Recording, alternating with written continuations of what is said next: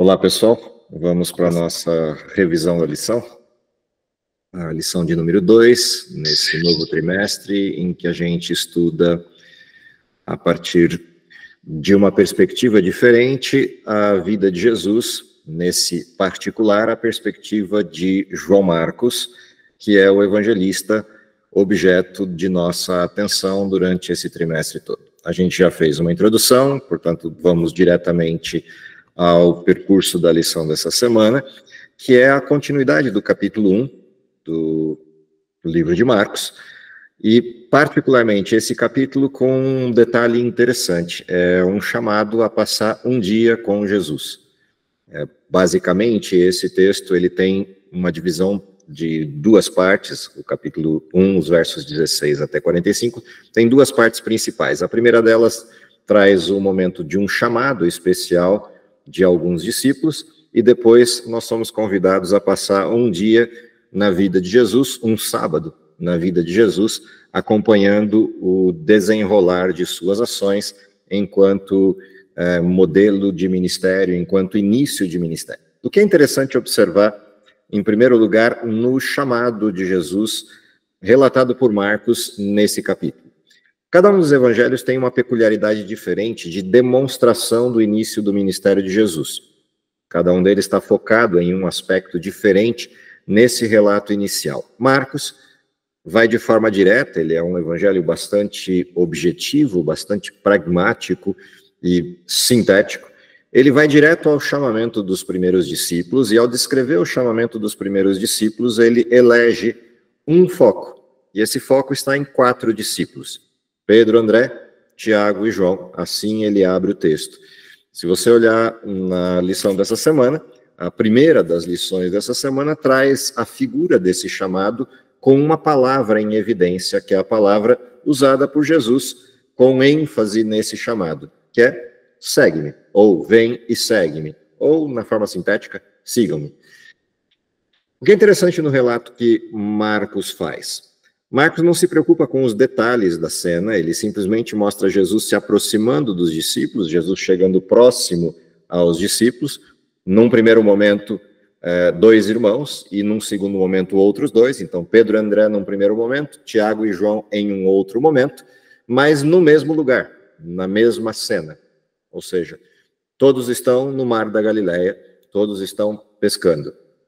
Essa é a cena abordada por Marcos. Marcos não se preocupa com tudo que está envolvido na cena, ele simplesmente descreve a chegada de Jesus, descreve a aproximação de Jesus, e a partir dessa aproximação de Jesus, o relato de que ele se aproximou e disse a eles que o seguissem.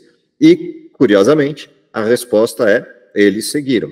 Ou seja, imediatamente largaram o que estavam fazendo e seguiram Jesus. Quando a gente olha em detalhe esse texto, se você pegar lá o texto puro do Evangelho, diz lá: andando Jesus junto ao mar da Galileia, viu Simão e André, seu irmão, que lançavam a rede ao mar, pois eram pescadores, e Jesus lhes disse: vinde, pois, após mim, e vos farei pescadores de homens. E deixando logo suas redes, os seguiram.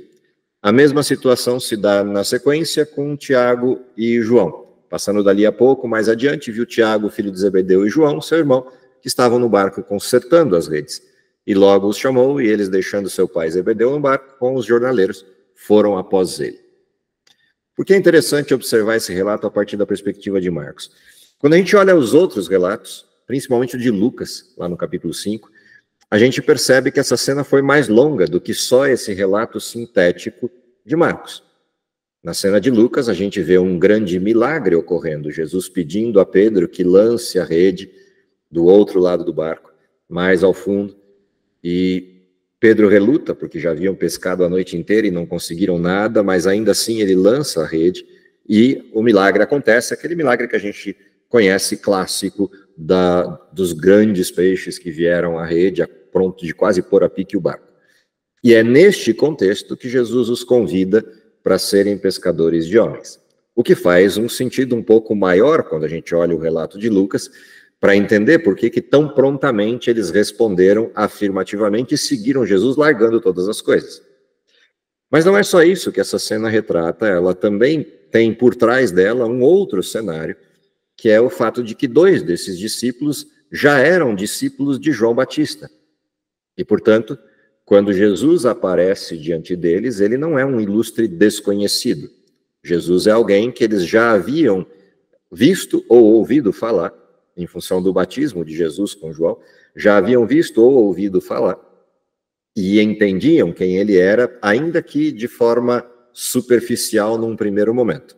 Ou seja, Jesus não é um sujeito que apareceu do nada no meio da praia, chamou dois sujeitos para segui-los e eles largaram tudo e seguiram Jesus. Há um contexto. Contexto esse com o qual Marcos não está preocupado. Marcos está preocupado em relatar duas coisas importantes. Número 1, Jesus os convidou para seguir. Número 2, eles responderam afirmativamente. E essa resposta afirmativa tem a ver com um propósito, tem a ver com algo por trás do convite. E esse algo por trás do convite é: eu quero mudar o que vocês estão fazendo. Portanto, a parte mais interessante e mais importante dessa abordagem de Marcos está na proposta. O que Jesus propôs, que era mais significativo para eles do que pescar. O que propôs, que era tão significativo para eles, a ponto de eles largarem os barcos, largarem as redes, abandonarem a família no sentido primário da cena, no caso específico de Tiago e João, que deixaram seu pai no barco com os demais servos, e foram após Jesus, seguindo Jesus, para atender a esse processo. Portanto, é interessante que a gente observe essa questão sob essa perspectiva.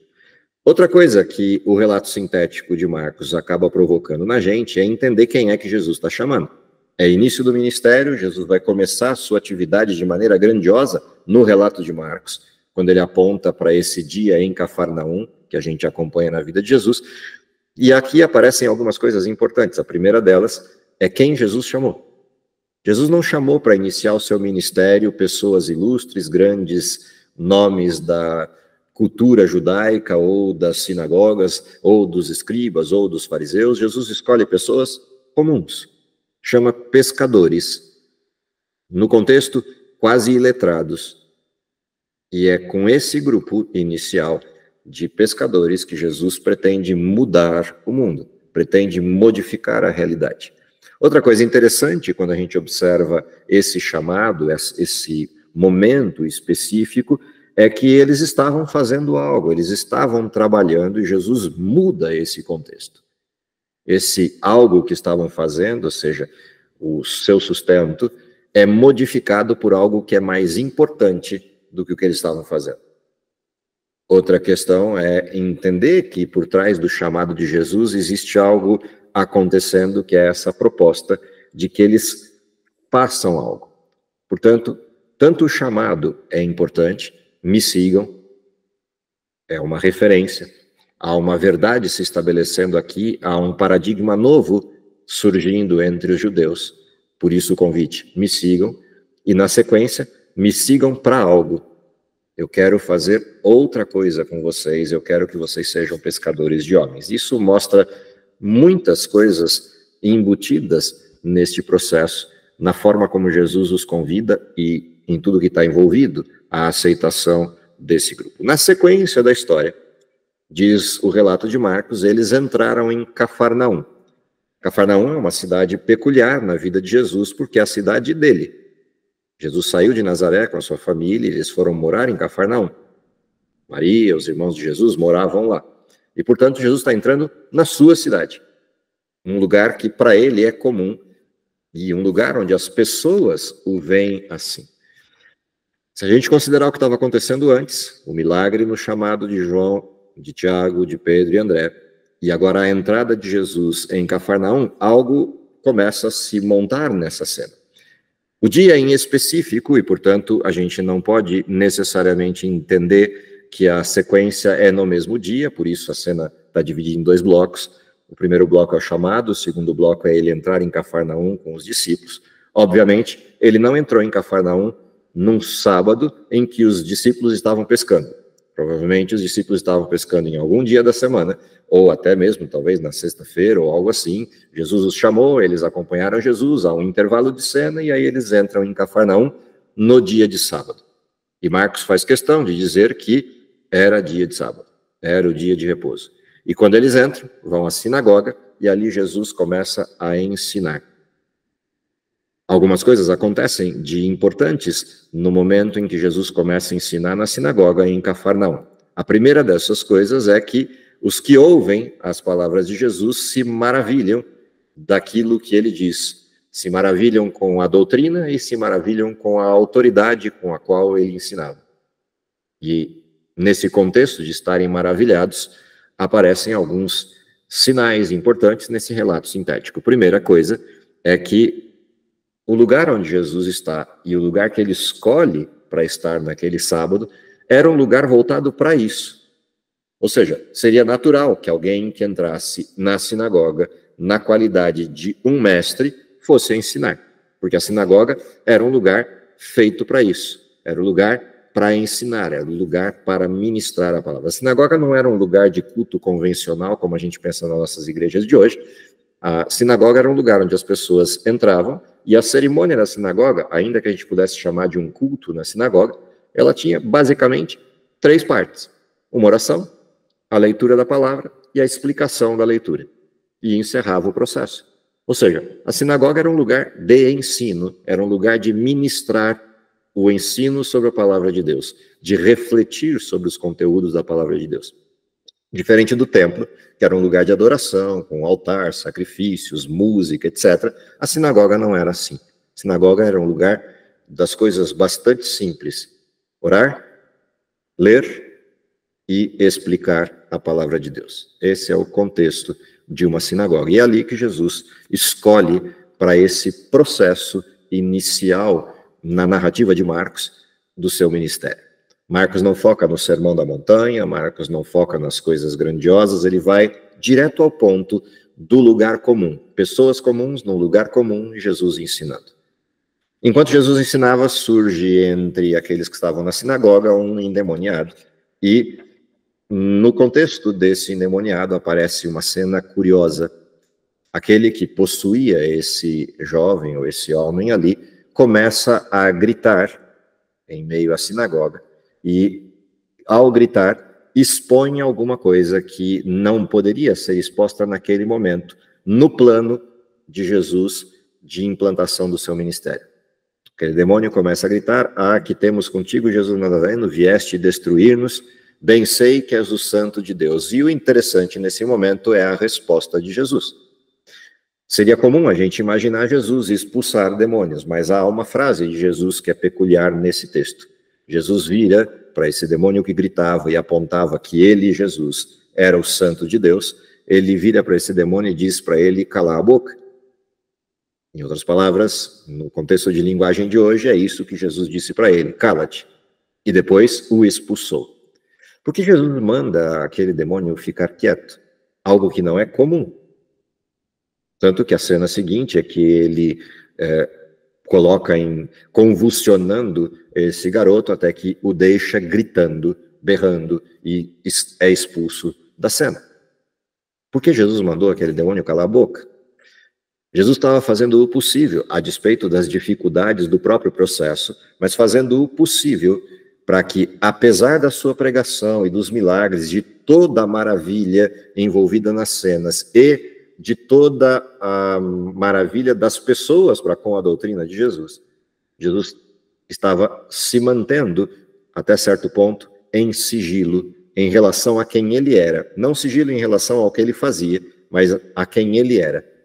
Jesus tomava um cuidado bastante importante nesse momento inicial do ministério em não se posicionar como sendo o Messias, em não se posicionar como sendo o Filho de Deus. Não era o momento para isso. E aquele demônio expõe isso.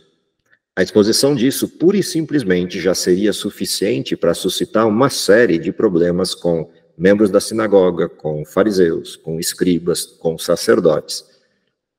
E isso era um problema para o início do ministério de Jesus. E por isso a ordem dele precisa ao demônio: cala-te e sai dele. A cena que a gente vê em sequência é, de fato, ele saiu e as pessoas agora, mais estupefatas, viram umas para as outras: quem é esse?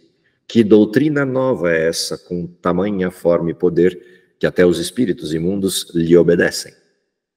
A fama de Jesus começa a se espalhar, diz o verso 28 do capítulo 1, e Jesus sai da sinagoga, e agora, depois de um dia de atividades, ou de um processo de atividades na sinagoga, ele vai à casa de Simão e de André, junto com Tiago e João.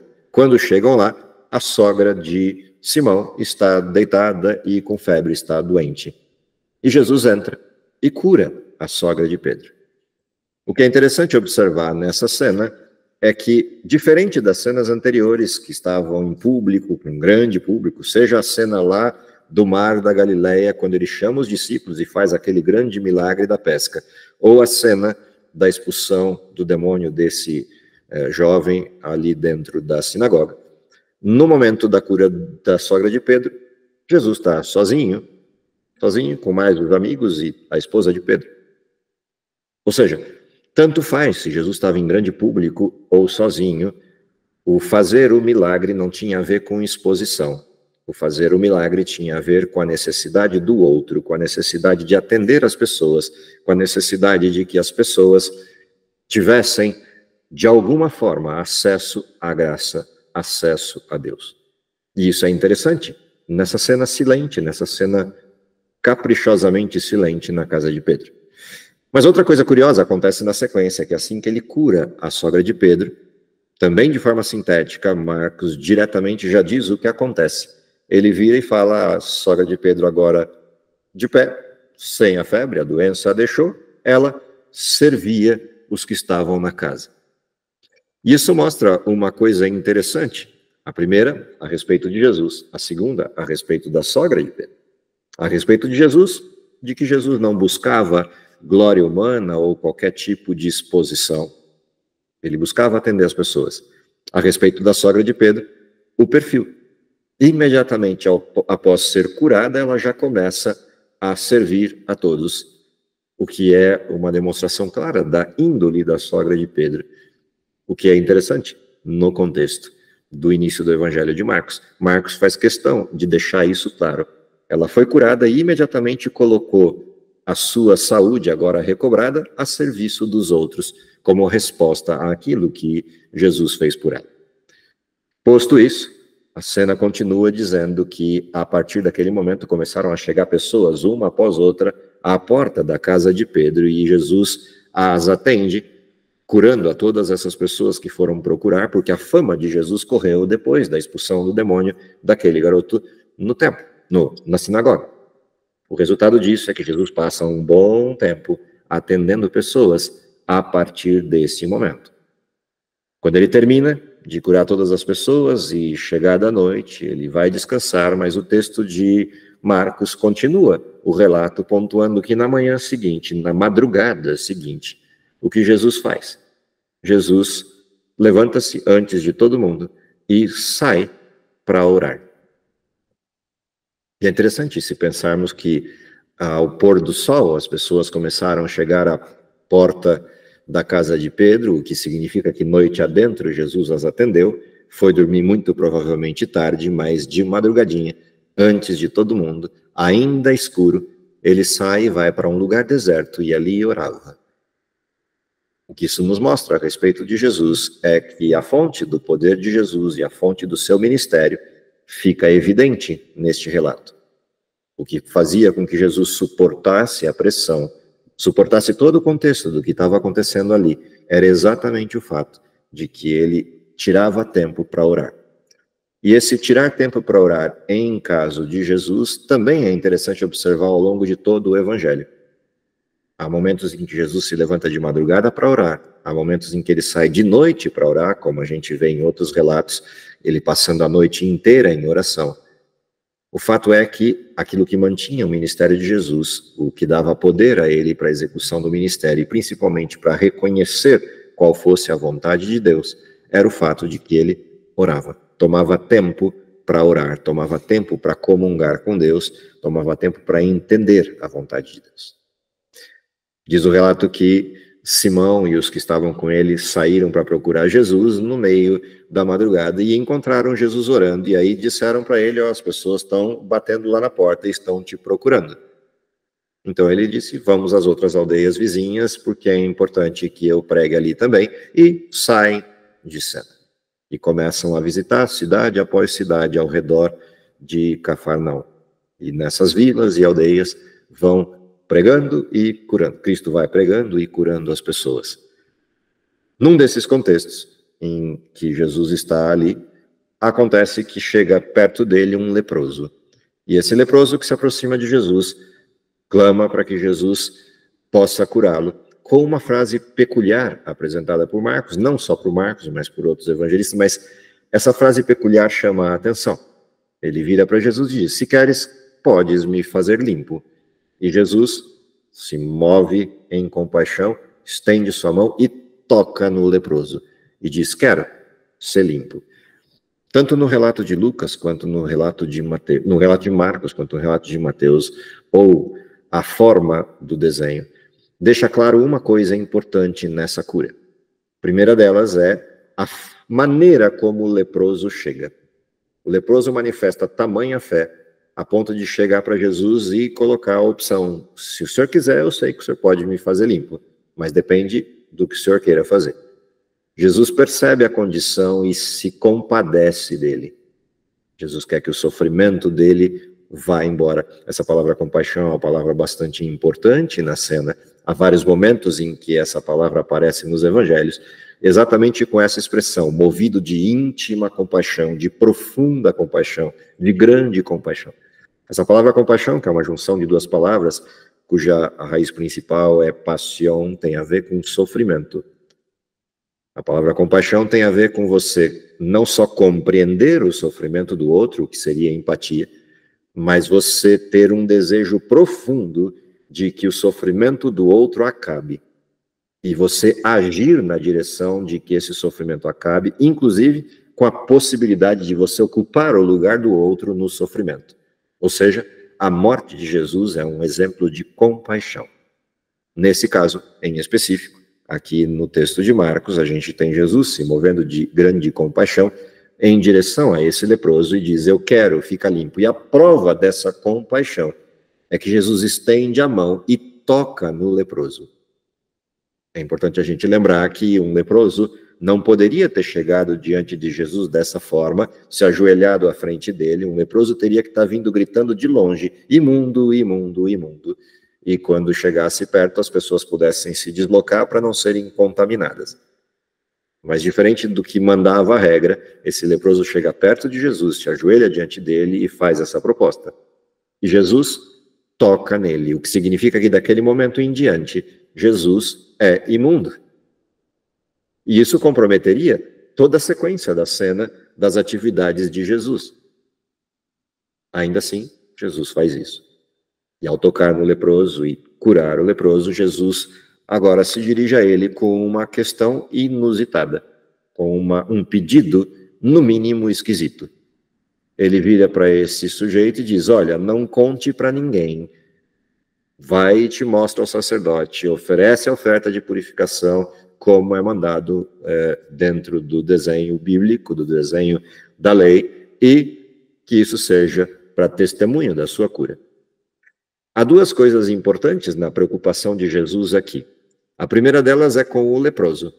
Afinal de contas, se ele sai contando para todo mundo que Jesus o curou, antes de comprovar isso com o sacerdote que atestou que ele era leproso, ele poderia ser tido como um mentiroso. Portanto, a ordem de Jesus, em primeira instância, está preocupada com o leproso, de que ele vá ao sacerdote e o sacerdote diga, você está curado, e isso ficará como registro testemunhal de que ele teve lepra e agora não tem mais. E isso daria fundamento ao milagre na sua condição de cura. Mas há uma outra questão envolvida aqui, que é o fato de que Jesus pede a ele que não fale. Porque se ele começa a espalhar, a fama de Jesus já estava grande o suficiente para Jesus já começar a ter alguma dificuldade. Porém, o que diz o texto é que o leproso saiu tagarelando por todas as vias e por todos os lugares o que Jesus havia feito. E o resultado disso é que Jesus já não conseguia entrar publicamente nas cidades, porque se ele entrava, uma comoção geral acontecia e literalmente parava a cidade. E o que Jesus passa a fazer agora, ele ficava fora da cidade, em lugares mais desertos, e as pessoas, então, iam até ele não entrava mais nas cidades. Ou seja, na boa fé de contar aos outros, o leproso acabou prejudicando o ministério de Jesus nesse primeiro momento. E a lição faz até uma advertência a isso, de que às vezes coisas que fazemos com boas intenções, na realidade produzem problemas à pregação do Evangelho. E encerra com uma questão, exatamente porque o texto encerra aí também, que é como a gente deve se comportar naquilo que é a ética e a estética do Evangelho, naquilo que é a essência e a forma do Evangelho. E as duas coisas são importantes. Óbvio, a forma nunca deve substituir a essência, mas a forma tem sua importância, porque desrespeitos à forma podem prejudicar o Evangelho. Qual é a essência desse primeiro capítulo, de passar um dia com Jesus e ver tanta coisa acontecendo, e depois passar o dia seguinte com Jesus, depois de uma madrugada de oração, e verificar como ele continua o seu ministério? Na realidade, essa introdução de Marcos visa mostrar, em primeiro lugar, quem Jesus é. Em segundo lugar, com quem ele estava preocupado. Em terceiro lugar, quem ele escolheu para que o ajudasse a propagar o Evangelho. Não foram anjos, não foram ilustres, foram pessoas comuns. Mas mais do que tudo isso, é a percepção clara de que o Evangelho de Jesus tem acompanhado nele todo o conceito de graça, todo o conceito de misericórdia de Deus manifesta na vida das pessoas com quem Jesus andava ou com quem Jesus se deparava. E que isso nos sirva de lição, em primeiro lugar, para a aceitação do chamado, assim como Pedro, André, Tiago e João. Em segundo lugar, para entender a missão, mas em último lugar, para a questão do olhar para o outro, na compreensão das necessidades do outro e na necessidade maior de todas, que é a salvação. Que Deus nos abençoe no estudo dessa semana, que na revisão dos detalhes dessas histórias a gente possa aprofundar a nossa relação com Deus, separar tempo para nossa comunhão, principalmente oração, do jeito que Jesus fazia. Sair dos automatismos básicos da rotina diária e ter tempo para Deus. Mas, acima de tudo, entendermos que no desempenho da missão estamos produzindo a nossa própria salvação. Que seja essa a nossa possibilidade essa semana, é o que eu desejo para vocês e para mim. Vamos orar? Querido Pai que está no céu, te agradecemos pelo dom da vida, te agradecemos porque podemos estudar tua palavra com liberdade, com tranquilidade, temos acesso a ela. Te agradecemos pelos exemplos maravilhosos deixados por Cristo na convivência com seus discípulos e com as demais pessoas. Exemplo esse que deve ser praticado em nossa vida no exercício da missão que temos. Dá, Senhor, que possamos desempenhá-la bem, abreviando a tua vinda e, se possível, vê-lo voltando em nossa geração, é o que lhe pedimos por Jesus. Amém.